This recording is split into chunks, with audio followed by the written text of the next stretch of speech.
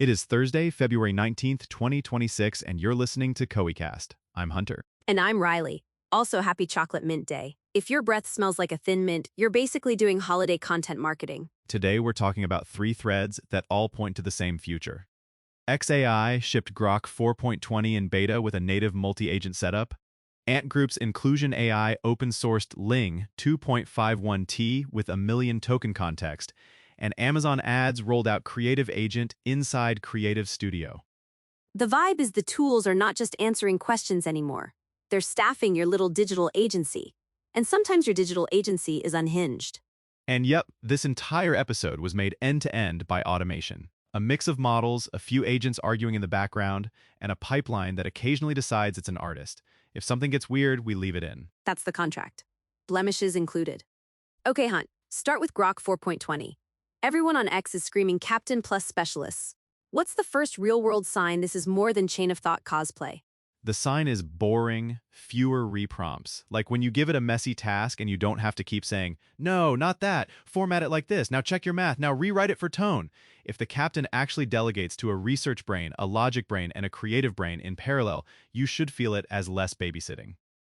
So, less I am once again asking you to follow instructions. More here's the job, come back with a packet. Yeah, exactly. The other tell is whether it produces receipts, not vibes. If the research specialist can pull current info through X integration, I want to see it cite what it used, what it ignored, and why. Hold up, though. If it's doing internal debate, who's accountable when all the agents confidently agree on something wrong? Because you know what's worse than one model hallucinating? A committee hallucinating. Totally. And this is where teams need an ombudsman function, even if they don't call it that. In practice, it's evals, logging, and a verification step. The model can debate internally, but your workflow needs an external critic that checks outputs against sources or tools. So basically, the agents can fight in the group chat, but an adult still has to read the final email before it goes out. Yup. Human in the loop isn't a slogan, it's a safety feature. And by the way, we've been seeing this all week across the ecosystem.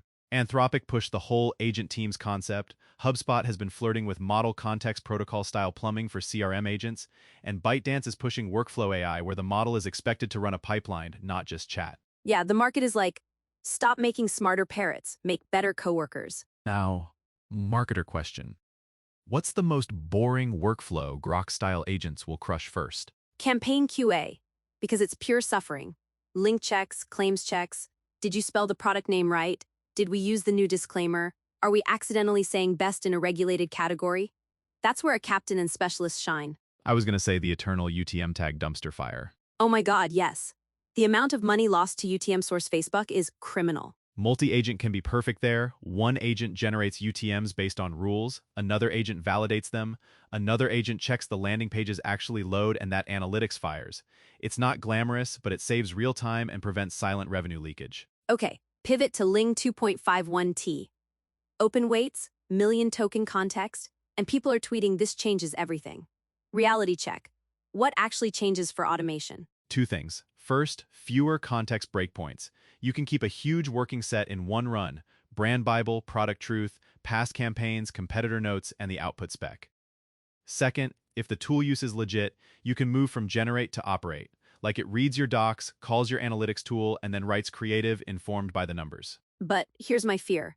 Just shove the whole brand playbook in, eventually becomes cool, now it hallucinates in our voice. Like it learns your tone but also learns your delusions. That ceiling is real. Long context doesn't mean long attention. The model can access more, but it won't always pick the right line from page 700, so you need structure.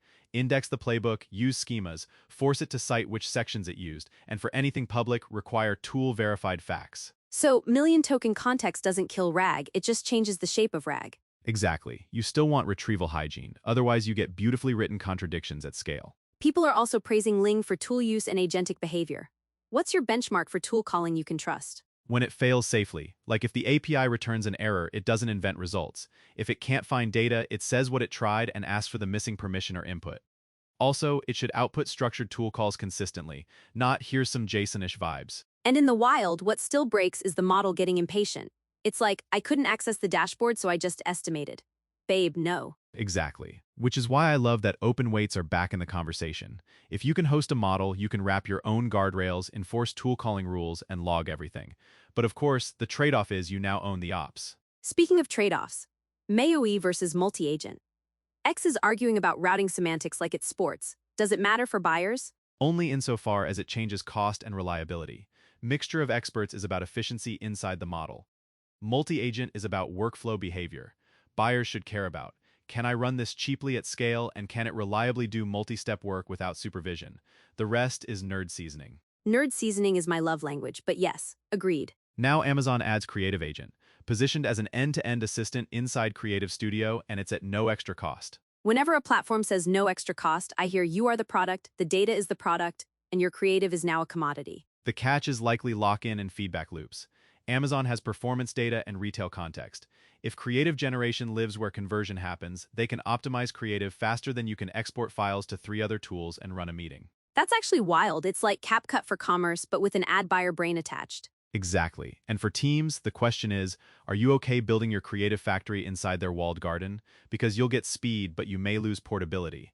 And your brand can start to look like Amazon default aesthetic if you're not careful. Also, prompt ops is becoming a job. Like creative strategy becomes teach the agent what good looks like, then supervise outputs. What human skill stays stubbornly non-automatable? Taste plus risk judgment. Taste is picking what matters and what's culturally true. Risk judgment is knowing what will backfire, what will get screenshotted, what legal will hate, and what your audience will interpret in the worst possible way. And humor.